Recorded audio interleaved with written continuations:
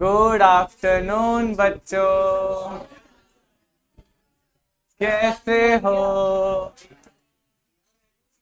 ना बैठ वहीं बैठ, बस बस, एंड ऑफ डिस्कशन। सर जल्दी सर, सर प्लीज। लॉ की क्लास में कैलकुलेटर लाया है? ओ माय गॉड, नहीं। अबे रिकॉर्डिंग हो रही है ना अभी, ये यूट्यूब पे भी जाता है, इसको अभी रखना पड़ेगा। ये है भाई, क्या ट्यूसडे? अबे मंगलवार को तो और तोड़ता हूँ बच्चों को। यहाँ पे माथे के बीच में मारता स्केलेस।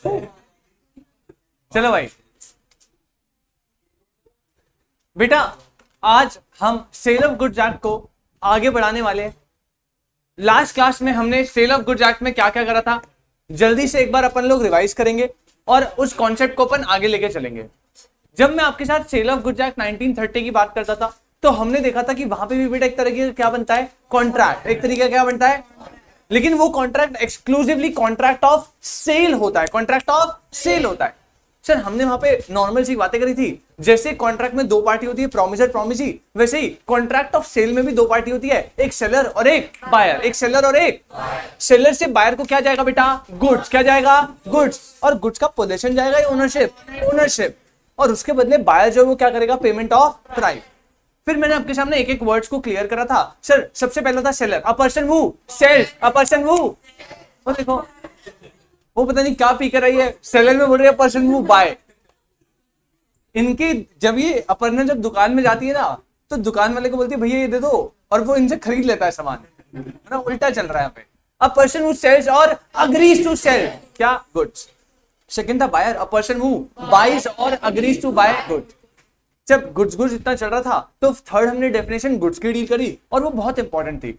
जब मैं गुड्स की बात करता हूं तो उसने बोला every kind of movable property but other than तो every kind of movable property, दो चीजों को छोड़ दिया, एक्शनेबल क्लेम और मनी। और चार चीजों को इंक्लूड करा क्या बेटा, स्टॉक, शेयर, ग्रोइंग क्रॉप और थिंग्स अटैच्ड टू। कोई दिक्कत? उसके बाद मैंने गुड्स के टाइप्स को डील करा। तो मैंने आपको बताया था गुड्स तीन टाइप के होते हैं। सबसे पहला existing goods, second is what, future goods, third is what, contingent. Existing goods, future goods और कंटिंजेंट गुड्स। एग्जिस्टिंग गुड्स में बोला ओन्ड और पोजेस्ड, क्या बोला, ओन्ड और possessed by the seller at the time of cell.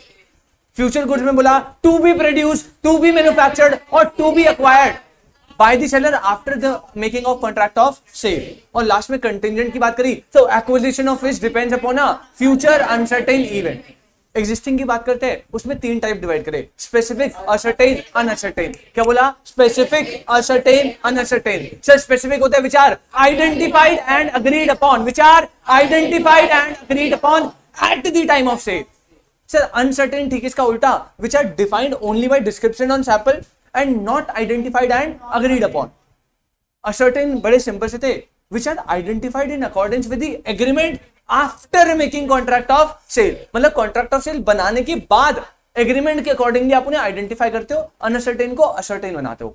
यहां तक किसी को कोई दिक्कत? उसके बाद हम टॉपिक को आगे बढ़कर लेके गए थे। हमने पढ़ा था essential elements of contract of sale, कि कॉन्ट्रैक्ट ऑफ सेल में क्या क्या एसेंशियल एलिमेंट है। मैंने आपको 5 एसेंशियल एलिमेंट बताए थे। नंबर 1 बेटा कितनी पार्टीज होगी, 2, एक सेलर और एक, आप डिफाइन कर सकते हो उन दोनों को, वेरी गुड। नंबर 2 क्या जाएगा बेटा, गुड्स जाएगा। क्या जाएगा, गुड्स। गुड्स क्या होता है, कितने टाइप होता है, सब बता सकते हो। सेकंड पॉइंट खत्म। पॉइंट नंबर 3 गुड्स का पोजीशन जाएगा, ओनरशिप, ओनरशिप। बदले में कंसिडरेशन मिलेगी नहीं मिलेगी, यस। क्या मिलेगा, payment of, payment of, payment of. और लास्ट बोला may be absolute and conditional. Absolute हो सकता है, कंडीशनल हो सकता है, कोई दिक्कत नहीं है। सेल, कॉन्ट्रैक्ट ऑफ सेल के ये 5 एसेंशियल एलिमेंट है। इसके अलावा सेक्शन 10 में जो भी वैलिड कॉन्ट्रैक्ट को बनाने के लिए एसेंशियल थे वो सारे तो लगेंगे लगेंगे, क्योंकि भाई ये भी एक तरह का क्या है, कॉन्ट्रैक्ट। कोई दिक्कत? फिर मैंने आपके सामने 3 टर्म के लिए डिस्कशन करा था, एक agreement to sell, hire purchase और बेलमेंट। लास्ट क्लास में मैंने सेल वर्सेस हायर परचेज करवाया था, sale versus agreement to sell करवाया था, और आज मुझे छोटा सा टॉपिक करवाना है, सेल वर्सेस बेलमेंट। जब मैं सेल की बात कर रहा था तो मैंने आपको बड़े सिंपल सी बात बताई थी। सेल में क्या होता है, सर सेलर जो है बायर को गुड्स का ओनरशिप देता है इमीडिएटली, गुड्स का ओनरशिप देता है इमीडिएटली, गुड्स का ओनरशिप देता है। लेकिन जब मैं हायर परचेज की बात कर रहा था तो लास्ट क्लास में हमने पढ़ा था, सर हायर परचेज के केस में जो सेलर है उसकी जगह हायर वेंडर होता है, जो बायर है उसकी जगह हायर परचेजर होता है, और हायर वेंडर जो है वो गुड्स का पोजेशन ट्रांसफर करता है इमीडिएटली, और बोलता कि आप इस पोजीशन के बदले मुझे मंथली इंस्टॉलमेंट, ईयरली इंस्टॉलमेंट बना के दो, और जैसे आप लास्ट इंस्टॉलमेंट की पेमेंट कर दोगे तो after the payment of last instalment ownership क्या हो जाएगी, ट्रांसफर। मैंने आपको बताया था जब तक ओनरशिप ट्रांसफर नहीं होती, मतलब जब तक लास्ट इंस्टॉलमेंट की पेमेंट नहीं होती, उससे पहले हायर परचेसर जो है वो बेली की पोजीशन पे होता है, वो ओनर नहीं बनता। और जैसे ही लास्ट इंस्टॉलमेंट की पेमेंट हो जाती है तो उस पर्टिकुलर केस में वो क्या बन जाता है, ओनर। वो कभी भी कॉन्ट्रैक्ट को टर्मिनेट कर सकता है, उसे बस गुड्स को रिटर्न करना है, और जैसे उसने गुड्स को रिटर्न करा तो क्या वो फर्दर इंस्टॉलमेंट्स के लिए बेटा लायबल होता है, नहीं। और हमने ऐसी बहुत छोटी छोटी बात कर रही थी जो सेल और हायर परचेस में डिफरेंस क्रिएट करती है। और एक और टॉपिक हमने पढ़ा था सेल और एग्रीमेंट टू सेल। सेल और एग्रीमेंट टू सेल में बस छोटा सा डिफरेंस था, सेल जो है वो ओनरशिप इमीडिएटली ट्रांसफर करवाता है, agreement to sell ownership transfer करता है on a future date, on a future date. और छोटी मोटी बातें करी थी। अगर आपको सेल एग्रीमेंट टू सेल या सेल वर्सेस हायर परचेस के किसी भी पॉइंट पे कोई भी दिक्कत है तो आप मुझे बता सकते हैं, मैं आपको फिर से उस पर्टिकुलर पॉइंट को बताऊंगा, वरना हम इस कॉन्सेप्ट को आगे बढ़ाएं। एक सेल वर्सेस बेलमेंट है, वो खत्म करके हमारा formation of contract of cell finish हो जाएगा, और भी छोटी मोटी बातें कैसे चलना है वो आपको डील करेंगे। बट यहां तक स्टार्टिंग से लेके अभी तक 2 लेक्चर हुए सेल ऑफ गुड्स एक्ट के, उसमें आपको कोई भी दिक्कत है बेटा 1% भी, आप बिंदास बेझिझक मेरे से पूछ सकते हो। किसी को कोई दिक्कत बेटा, किसी को कोई भी दिक्कत, वेरी गुड। इसका मतलब है मैं कितना अच्छा पढ़ाता हूं, या तो ये मतलब है या तुम बिल्कुल भी नहीं पढ़ते, ये मतलब है। लेकिन मुझे ना पता नहीं क्यों भरोसा सेकंड वाले पे होता है कि तुम बिल्कुल भी नहीं पढ़ते। अच्छा सच ये बताना, टेस्ट किसका गया था सही? सही गया था किसी का टेस्ट? कौन कह रहा है कि सर हम फाड़ आया कुछ है, चीर फाड़ दिया, टेस्ट आग लगा दी, बस पेट्रोल नहीं था टाइम पे। कौन कह रहा था कि घर तो 500 लेके जाऊंगा वरना घर नहीं जाऊंगा अपने? कोई लगता है किसी को उम्मीद है 500 रुपए का कैश प्राइज उसे मिल सकता है? बेटा आपका कॉन्फिडेंस देख के ना मजा सा आ जाता है। मुझे बहुत अच्छा लगा, मेरे 500 रुपए बच जाएंगे, कसम से बता रहा हूँ। पार्टी करूंगा 500 रुपए की, लड्डू बंटवा दूंगा गरीब बच्चों में, तुम्हें नहीं दूंगा बेटा। चलिए, वैसे कैसा था टेस्ट? टफ था क्या? सही था, ठीक था, मतलब सही था। टाइम में तो थोड़ा लैग करेगा ही होंगे, ढंग से पढ़ के नहीं आया था। Very good. चलिए, आपको केस स्टडी, अच्छा ये केस स्टडी वाला पॉइंट था। चलिए बेटा आगे बढ़ते हैं अपन। आज आप मेरे साथ सबसे पहली हेडिंग बनाएंगे बेटा,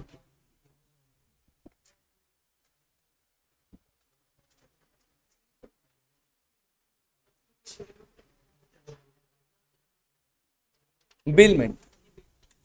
सबसे पहली आप मेरे साथ आज हेडिंग बनाएंगे बेटा, बेलमेंट। और मैंने आपको पहले ही बताया हुआ है, जब आप इंटर में जाओगे, इंटर में अदर लॉज में आपको फिर से कॉन्ट्रैक्ट पढ़ना है, और वहां पे आपका कॉन्ट्रैक्ट ऑफ बेलमेंट करके एक टॉपिक आता है। कॉन्ट्रैक्ट ऑफ बेलमेंट बहुत ही बढ़िया टॉपिक है, मतलब इतना सिंपल टॉपिक है और बहुत इंपॉर्टेंट टॉपिक है। उसमें आपको इस कॉन्सेप्ट को बहुत डेप्थ में पढ़ के जाना है, बहुत डेप्थ में। बट अभी तो अपन इस कॉन्सेप्ट का बस आपको एक थोड़ा सा ओवरव्यू देंगे, बस बेलमेंट होता क्या है वो बता के छोड़ देंगे। इंटर में आपको इसको पूरा डेप्थ पढ़ना है, बेलर कौन, बेली कौन, बेलर के ड्यूटीज, बेली के ड्यूटीज, बेलर के राइट्स, बेली के राइट्स, पर्टिकुलर लीन, जनरल लीन, बहुत सारे टॉपिक्स है। बट अभी बस छोटा सा कॉन्सेप्ट बता के छोड़ेंगे। लास्ट क्लास मैंने इसका ओवरव्यू दे दिया था, बट मैं फिर से आपको एक बार बता देता हूं बेटा। बेलमेंट जो है ना, बेलमेंट वो क्या होता है देखो, यहां पे हमारे विक्रम भाई है। अब तुम बताओ, विक्रम भाई के बेस्ट फ्रेंड भी है दीपक भाई। देखो आज दोनों साथ भी बैठे हैं, हाथ पकड़ के, हाथ तो नहीं पकड़ा, हाथ खड़े हैं दोनों भाई, बेस्ट फ्रेंड। बेस्ट फ्रेंड मतलब बिल्कुल एकदम पक्के दोस्त, पक्के यार। जब तक विक्रम भाई क्लास में एंटर नहीं करते, कहता मैं नहीं पढ़ूंगा, विक्रम को बुलाओ तब पढ़ना स्टार्ट करूंगा। अब होता क्या है ना, इतने अच्छे दोस्त है, तो दीपक भाई को ना एक दिन बेटा डेट पे जाना है। कहाँ जाना है? क्या कह रहे हो, ये भी हो जाता है? अबे सुन तो दे भाई, वो देखो वो अलग बैठ रहा है। अबे दीपक भाई को किसी और के साथ डेट पे जाना है, भाभी जी के साथ डेट पे। अबे तुम दोनों को थोड़ी भेज रहा हो। विक्रम को डर लग गया, क्या सर आप डेट पे भेज रहे हो दोनों को? बेटा दीपक भाई को ना भाभी जी के साथ डेट पे जाना है। अब आपको पता है, अब होगी भाभी जी कोई भाई, भैया जी नहीं भाभी जी। अब आपको पता है भाई डेट पे जाना है तो दीपक भाई को एक ऐसे एक स्टैंडर्ड एक टोरा मेंटेन करना है ना। और टोरा मेंटेन करने के लिए दीपक भाई कह रहे भाई जाऊंगा तो विक्रम भाई की बुलेट में जाऊंगा, कुर्ता पजामा पहन के बुलेट में जाऊंगा भाई। भाई भाई का वो है। अब भाई जो है विक्रम भाई के पास जाते हैं और पूरी सिचुएशन बताते हैं कि भाई भाभी जी के साथ डेट पे जाना है, एक काम कर मुझे ना, हम दोनों कॉन्ट्रैक्ट ऑफ बेलमेंट बनाते हैं, मतलब आप मुझे यहां पे अपनी जो बाइक है उसका पोजीशन ट्रांसफर कर दो। बेटा बाइक का क्या कर दो, पोजीशन ट्रांसफर कर दो। भाई आप जो है मुझे मॉर्निंग में क्या कह रहा है, बाइक चाहिए तेरी, भाभी के साथ डेट पे जाना है, शाम को जो है जैसे ही डेट से फ्री हुआ तेरी बाइक तेरे घर पे खड़ी होगी भाई, कोई टेंशन वाली बात नहीं। अब इस पर्टिकुलर केस में बेटा हो क्या रहा है, यहां पे विक्रम भाई ने दीपक भाई को बाइक की ओनरशिप ट्रांसफर कर दी क्या इमीडिएटली? नहीं सर। क्या बाइक का ओनरशिप ट्रांसफर हो रहा है ऑन अ फ्यूचर डेट? नहीं सर। क्या बाइक का ओनरशिप ट्रांसफर हो रहा है, कोई ईएमआई बनाई है? No sir. सर ओनरशिप की तो कोई डिस्कशन ही नहीं हो रही। यहां पे दीपक भाई ने बस सिर्फ और सिर्फ क्या मांगा है, बाइक का पोजीशन। सिर्फ क्या मांगा है, बाइक का पोजीशन। तो बेटा बेलमेंट में बेसिकली एक पर्सन दूसरे पोजीशन को, एक पर्सन दूसरे पर्सन को पोजीशन ट्रांसफर करेगा। क्या ट्रांसफर करेगा? पोजीशन। ये जो पोजीशन ट्रांसफर किया गया है ये एक स्पेसिफिक पर्पस के लिए होगा। किसके लिए होगा? Specific purpose. सर मतलब विक्रम भाई बाइक का पोजीशन ट्रांसफर करे दीपक भाई को, पोजीशन ट्रांसफर है नॉट ओनरशिप। साथ के साथ ये जो पोजीशन ट्रांसफर किया जा रहा है ये किसी स्पेसिफिक पर्पस के लिए है। किसके लिए? स्पेसिफिक पर्पस के लिए। और साथ ही के साथ ना सर बेलमेंट में जब पोजीशन ट्रांसफर हो रहा है एक स्पेसिफिक पर्पस के लिए हो रहा है, और साथ ही के साथ ना एक कंडीशन पे होता है हमेशा। कंडीशन ये होती है कि भैया जैसे ही अकम्प्लिशमेंट ऑफ स्पेसिफिक पर्पस हो जाएगा तो आपको सेम गुड्स को, किसको? सेम गुड्स को क्या करना है बेटा? रिटर्न। सेम गुड्स को रिटर्न करना है। और करके एक और चीज हो सकती है कि अगर कोई और डायरेक्शन दी गई है तो उस डायरेक्शन के अकॉर्डिंग आपको एक्ट करना है। अभी डायरेक्शन के अकॉर्डिंग आपको एक्ट करना है ना, ये आपको अभी नहीं बताया। अभी के आपकी जो डेफिनेशन है उसमें बस इतना लिखा होता है कि गुड्स को रिटर्न करना होता है, ठीक है। लेकिन ऐसा जरूरी नहीं है कि गुड्स को रिटर्न करना होता है। मान लीजिए मैं बेलर हूं, जो पर्सन विक्रम भाई ये बेलर है, कहते भाई बाइक का पोजीशन ट्रांसफर कर रहा हूं तो घुमा फिरा ले, सही, ठीक है। अब यहां पे जैसे स्पेसिफिक पर्पस डेट खत्म हो जाए तो गुड्स को या तो रिटर्न कर दियो, और अगर तुझे अच्छी लगे ना तो मैं बेच भी रहा हूं। अगर तुझे अच्छी लगी स्पेशल यूज करने के बाद तुझे अच्छी लगे तो मैं बेच भी रहा हूं। तुझे किसी और को बेचना है तो 5 लाख में बिक रही हो, बेच दियो। बेलर ने कुछ डायरेक्शन दे दी ना कि ऐसे आप कर दियो, आप ऐसे भी कर सकते हो। बट अभी के लिए बस आप इतना याद रखो सर, बेलमेंट बेसिकली एक तरह का कॉन्ट्रैक्ट है जहां पे 2 पार्टीज है। पार्टी नंबर 1 जो एक्चुअल ओनर है गुड्स का, बेटा उसे बोलते हैं बेलर। और जिसको पोजीशन ट्रांसफर किया जा रहा है उसे बोलते हैं बेटा बेली। उसे क्या बोलते हैं बेटा? बेली। बेलर जो है गुड्स का पोजीशन ट्रांसफर करेगा बेली को फॉर सम स्पेसिफिक पर्पस, और इस कंडीशन पे कि after accomplishment of that particular purpose आपको गुड्स का जो पोजीशन है वो क्या करना है? रिटर्न। क्या करना है? रिटर्न। या फिर एक कंडीशन ये भी होती है कि आप डिस्पोज ऑफ कर दो as per the direction of the bailor, but वो हम कंडीशन अभी हटा के लग रहे हैं, आपको गुड्स को क्या करना है? रिटर्न करना है। कोई दिक्कत?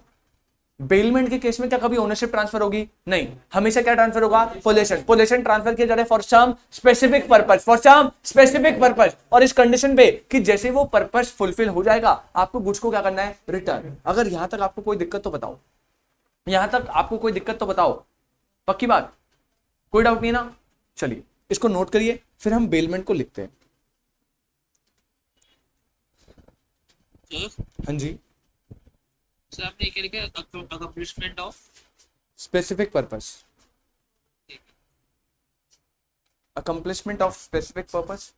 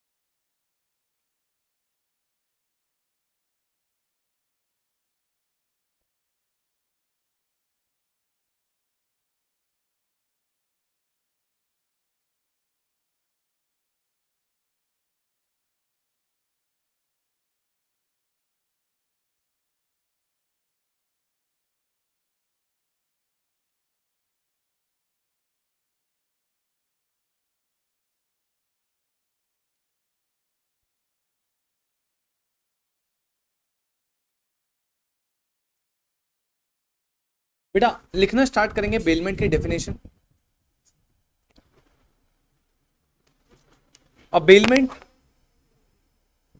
bailment is the delivery of goods. A bailment is the delivery of goods for some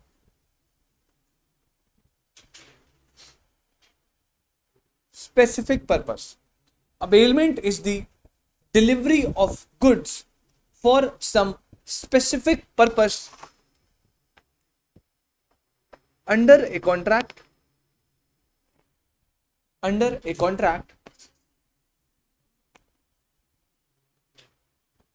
the condition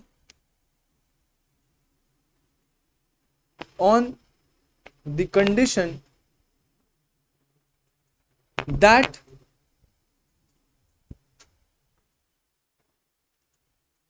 the same goods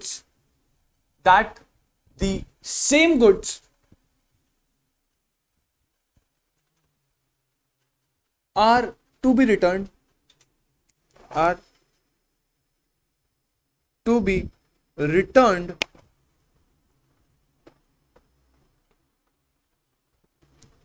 to the bailer after accomplishment of that particular purpose। तो बड़ी छोटी छोटी बातें यहां पे अंडरलाइन करते चलेंगे बेटा। सबसे पहला बेलमेंट में बोला डिलीवरी ऑफ गुड्स। अब आपको ना एक चीज प्रॉब्लम दे सकती है कि सर डिलीवरी ऑफ गुड्स का मतलब क्या होता है, वो अभी हमें पढ़ना है। आपको सेकंड यूनिट है condition and warranty, third unit मैंने आपको बताया था delivery and transfer of ownership. Third unit का नाम है delivery of goods and transfer of ownership. तो वहां पे डिलीवरी का क्या मतलब होता है हमें पढ़ना है, बट अभी क्लास समझो डिलीवरी का मतलब होता है ट्रांसफर ऑफ पोजेशन। डिलीवरी का मतलब क्या होता है, ट्रांसफर ऑफ पोजेशन। ओनरशिप का कोई लेना देना नहीं है, डिलीवरी होने से सिर्फ पोजेशन ट्रांसफर होता है। तो बेलमेंट जो है वो डिलीवरी ऑफ गुड्स है, मतलब वहां पे सिर्फ पोजेशन ट्रांसफर हो रहा है। और वो जो पोजेशन ट्रांसफर हो रहा है बेटा वो किसके लिए हो रहा है, एक स्पेसिफिक पर्पस के लिए हो रहा है। इस कंडीशन पे हो रहा है कि सेम गुड्स आपको क्या करने हैं, रिटर्न करने हैं after accomplishment of that particular purpose. बस इतनी सी बात जो मैंने आपको पहले बताई थी। पोजेशन ट्रांसफर होगा, स्पेसिफिक पर्पस के लिए होगा, इस कंडीशन पे होगा कि पर्पस अकम्प्लिश होने के बाद आपको गुड्स को क्या करना है बेटा, रिटर्न। कोई दिक्कत, पक्की बात। आपकी नॉलेज के लिए बता रहा हूं, बेलमेंट होती है दो तरह की। बेलमेंट कितने तरह की होती है, दो। सिर्फ आपकी नॉलेज के लिए बता रहा हूं बेटा। जो बेलमेंट है वो दो टाइप की होती है। एक होती है ग्रैटिट्यूअस बेलमेंट, एक होती है नॉन ग्रैटिट्यूअस बेलमेंट। बेटा ये जो अभी हमने एग्जांपल देखा ना, इसे बोलते हैं ग्रैटिट्यूअस बेलमेंट, जहां पे आप ग्रैटिट्यूड शो कर रहे हो। ग्रैटिट्यूड का मतलब होता है फ्री फ्रॉम चार्ज। इस वर्ड ग्रैटिट्यूअस का मतलब होता है free from charge. Free from charge का सिंपल सा मतलब अगर मैं बोलूं ना, इसका मतलब है विदाउट कंसिडरेशन। क्या होता है, विदाउट कंसिडरेशन। मतलब यहां पे आप नोटिस करो, दीपक भाई तो कंसिडरेशन ले रहे हैं, मतलब दीपक भाई तो कुछ एंजॉय कर रहे हैं, बाइक का पोजेशन एंजॉय कर रहे हैं, लेकिन उस पोजेशन के बदले क्या विक्रम भाई को इन रिटर्न कुछ मिल रहा है, नहीं। मतलब यहां पे विक्रम भाई के लिए तो कोई कंसिडरेशन नहीं है ना। तो इस पर्टिकुलर एग्जांपल में जो बेलमेंट है इसे बोलते हैं ग्रैटिट्यूअस बेलमेंट, जो विदाउट कंसिडरेशन भी वैलिड होती है। जब आपको मैं नो कंसिडरेशन नो कॉन्ट्रैक्ट का एक्सेप्शन बता रहा था, तो वहां पे एक पॉइंट था ना बेलमेंट, वो कौन सी वाली बेलमेंट थी, ग्रैटिट्यूअस बेलमेंट। ग्रैटिट्यूअस बेलमेंट जो है उसमें किसी भी तरह का कोई भी कंसिडरेशन नहीं होता, और वो एक्सक्लूसिव बेनिफिट के लिए होती है, या तो बेलर या बेली, किसी एक का ही बेनिफिट हो रहा होगा, दोनों के लिए कंसिडरेशन नहीं होगा। लेकिन अगर मैं नॉन ग्रैटिट्यूअस की बात करूं तो ये होती है विद कंसिडरेशन। जैसे मैंने आपको बताया, आप अपना स्कूटी बाइक या कार सर्विस कराने जाते हो सर्विस सेंटर, आप उन्हें पोजेशन ट्रांसफर करते हो, किसी स्पेसिफिक पर्पस के लिए करते हो कि भाई गाड़ी को सर्विस करके और जब सर्विस हो जाए हमें रिटर्न कर देना। आपको बदले में गाड़ी सर्विसों की मिल रही है और उसके बदले आप कंपनी को क्या दे रहे हो, service charge, repair and maintenance charge जो भी होता है। तो क्या वहां पे दोनों पार्टीज के लिए कंसिडरेशन है, कोई म्यूचुअल बेनिफिट है? यस, उसे बोलते हैं नॉन ग्रैटिट्यूअस बेलमेंट। कोई दिक्कत? Bailment clear? बेलमेंट हो गई दो टाइप की, ग्रैटिट्यूअस और नॉन ग्रैटिट्यूअस। उल्टा है, ग्रैटिट्यूअस का मतलब है नो कंसिडरेशन और नॉन ग्रैटिट्यूअस का मतलब है क्या, कंसिडरेशन। बस आपकी नॉलेज के लिए बता रहा हूं। और अपना मेन मुद्दा तो वही है, हेडिंग डालो next, difference between sale and bailment. और वही 3 कॉलम जो लास्ट क्लास में चल रहे थे, difference between sale and bailment. Difference between sale and bailment. सबसे पहले आप हमेशा की तरह जब भी मैंने बोला था डिफरेंस लिखोगे, पहला कॉलम बेसिस, फिर आपका सेल और फिर आपका बेलमेंट। और बड़े 3 छोटे छोटे डिफरेंसेस है, मैं आपको अभी बता के बिल्कुल ऐसे एकदम से खत्म कर देता हूं बेटा। सेल के केस में जब मैं सेल की बात कर रहा था, ओनरशिप हमेशा ट्रांसफर होगी इमीडिएटली। ओनरशिप ट्रांसफर होगी बेटा इमीडिएटली। क्या बेलमेंट के केस में ओनरशिप ट्रांसफर होती है, इमीडिएट ट्रांसफर होती है, फ्यूचर में ट्रांसफर होती है? सर ओनरशिप से तो कोई लेना देना ही नहीं है। बेलमेंट में सिर्फ क्या ट्रांसफर होगा, पोजेशन। क्या ट्रांसफर होगा? तो पहला ट्रांसफर ऑफ प्रॉपर्टी, पहला पॉइंट लिखेंगे, पहला बेसिस ट्रांसफर ऑफ प्रॉपर्टी। मैंने आपको बताया था सेल ऑफ गुड्स एक्ट में जब भी प्रॉपर्टी वर्ड आएगा, प्रॉपर्टी का मतलब क्या है, ओनरशिप। तो यहां लिखेंगे सेल में ownership is transferred from the seller to the buyer. Ownership is transferred from the seller to the buyer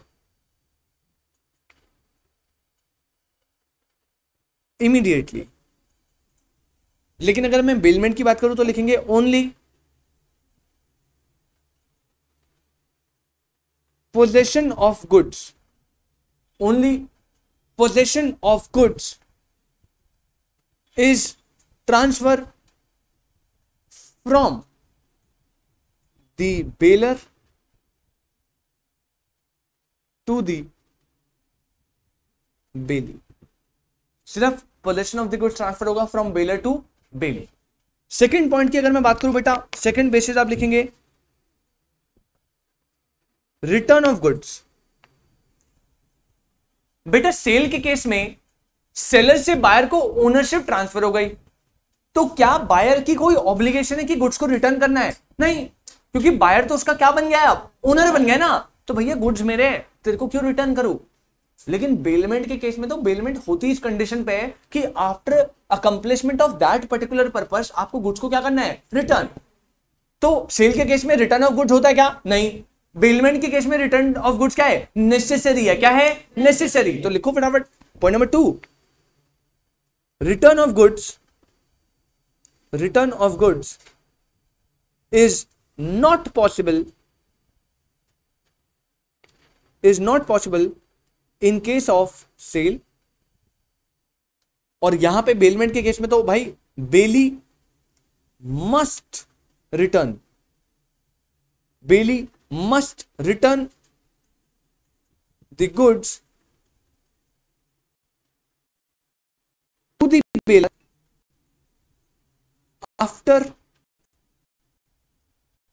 accomplishment of the specific purpose, after accomplishment of the specific purpose। और last point number 3,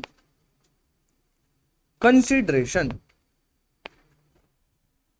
बेटा जब मैं आपको cell, contract of cell की बात कर रहा था ना, कॉन्ट्रैक्ट ऑफ सेल, वहां पे 5 एसेंशियल में से 4th एसेंशियल था पेमेंट ऑफ प्राइस। मतलब सेलर जो है वो गुड्स की ओनरशिप दे रहा है और बायर को बदले में क्या पे करना पड़ेगा, पेमेंट ऑफ प्राइस। तो क्या दोनों पार्टीज के लिए कंसिडरेशन है? यस। और भैया कंसिडरेशन तो असेंशियल एलिमेंट है, बिना कंसिडरेशन के, बिना पेमेंट ऑफ प्राइस के क्या सेल होगा? नहीं sir. Contract of sale valid बनेगा? नहीं सर। लेकिन जो कॉन्ट्रैक्ट ऑफ बेलमेंट है क्या उसमें कंसिडरेशन होना नेसेसरी है? नहीं सर। अगर ग्रेट्यूटस है तो विदाउट कंसिडरेशन, और हाँ अगर नॉन ग्रेट्यूटस है तो विद कंसिडरेशन। मतलब हो भी सकता है और नहीं भी हो सकता। नेसेसरी है क्या? नहीं, नेसेसरी नहीं है। तो लिख लो कंसिडरेशन, सेल में लिखेंगे कंसिडरेशन इज मस्ट। कंसिडरेशन बहुत ज्यादा मस्ट है, और in terms of money, consideration in must in terms of money. और यहां पे लिखेंगे कंसिडरेशन मस्ट बी ग्रैटिट्यूअस और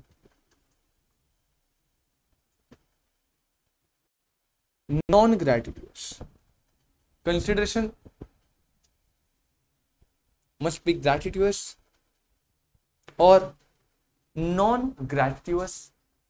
इसी के साथ हमारा छोटा सा डिफरेंस वाला पोर्शन होता है समाप्त। Difference in case of bailment और सेल। मैं बार बार बोल रहा हूं बेलमेंट आपके इंटर में है, इसलिए यहां पे ज्यादा पॉइंट्स नहीं है, 3 ही पॉइंट्स में टॉपिक खत्म है। बेलमेंट का बड़ा छोटा सा पैराग्राफ है, ठीक है।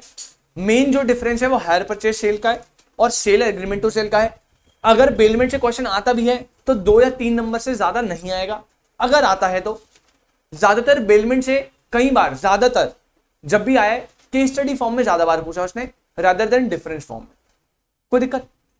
और इसी के साथ हमारा formation of contract of sale unit number 1 होता है बेटा क्या? समाप्त। यूनिट नंबर 1 क्या होता है बेटा? समाप्त। कोई दिक्कत?